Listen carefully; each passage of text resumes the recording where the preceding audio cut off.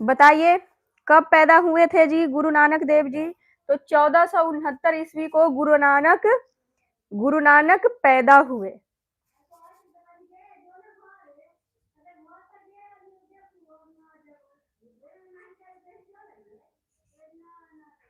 गुरु नानक पैदा हुए, ठीक है जी।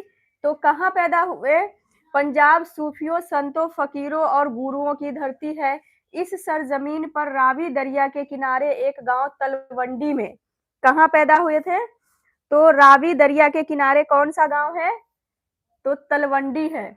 बहुत ही ज्यादा इंपॉर्टेंट है जी ये सवाल। और जो आंसर है इसका कि आप सबसे उर्दू का कोई भी एग्जाम होगा 8वीं 10वीं 12वीं किसी में भी पूछ सकता है, या तो आप इसकी मास्टर करें उसमें भी पूछ सकता है कि गुरु नानक देव जी की पैदाइश कब और कहाँ हुई थी। तो कहाँ हुई थी? रावी दरिया के किनारे एक गांव है तलवंडी।